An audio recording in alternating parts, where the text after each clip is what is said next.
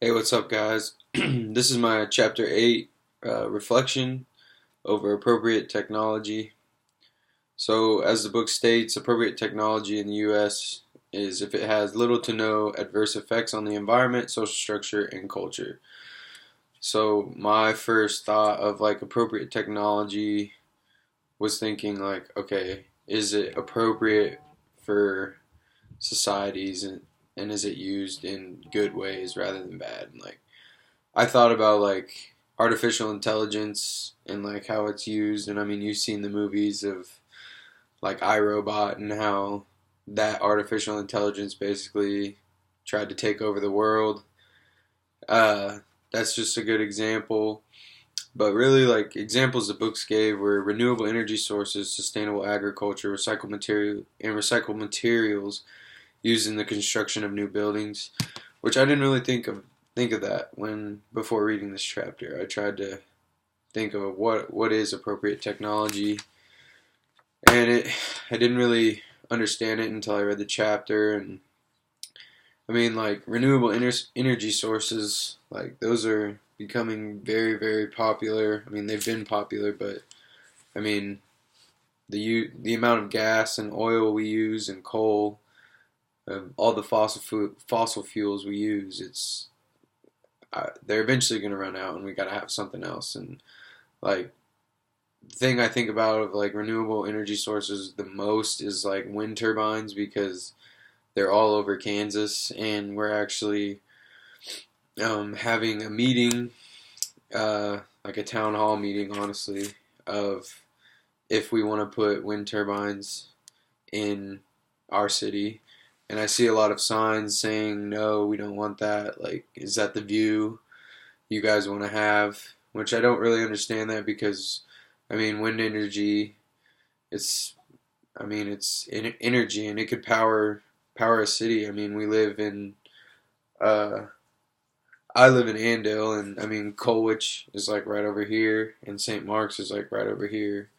And I mean, they're all close. And I mean, if you have wind turbines, I mean, that can power almost a community or two, depending on how many you have.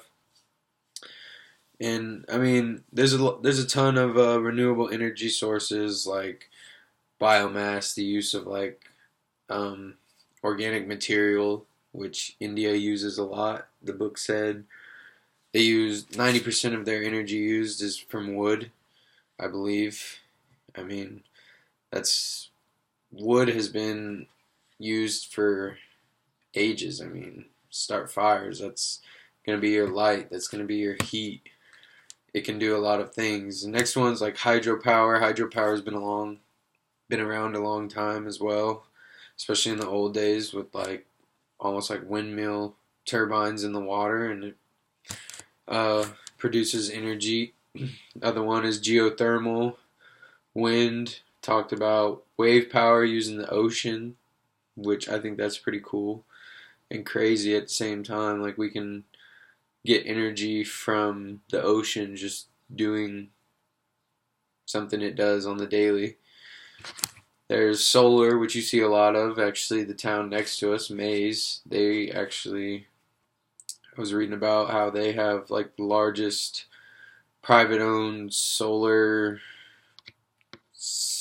something, and they're going to use that, I think, to power a bunch of the schools and like in the surrounding area. You got thermal PV cells, which is kind of like semiconductors.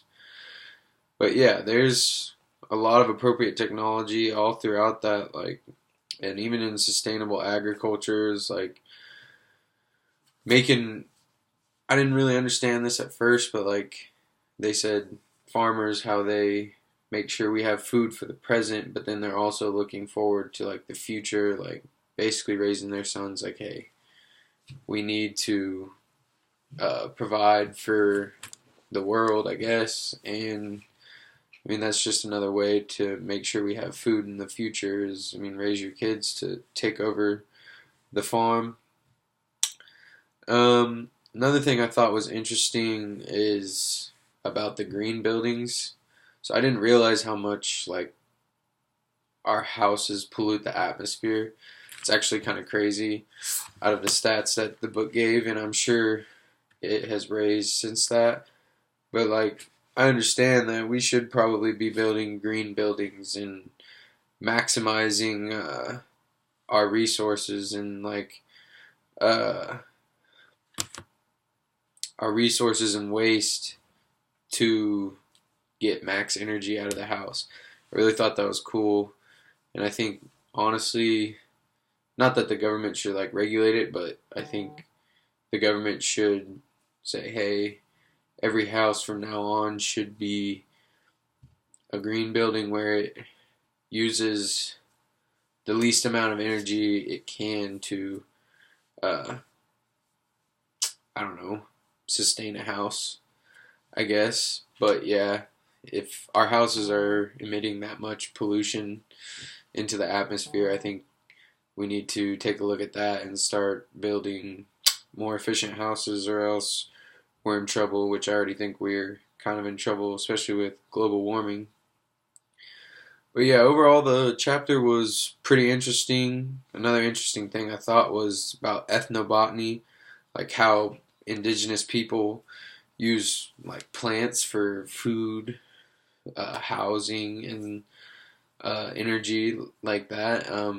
That's pretty interesting because, I mean, to me, plant wise, I don't feel like I just eat like plants like a salad or, excuse me, fruits and vegetables or something like that.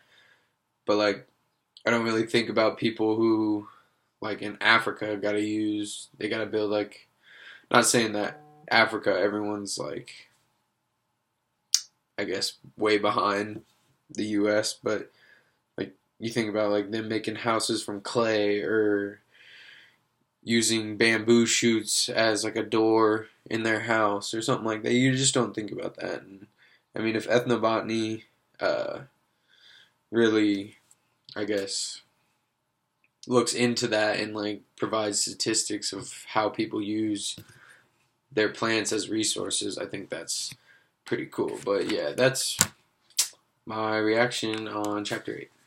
Thank you.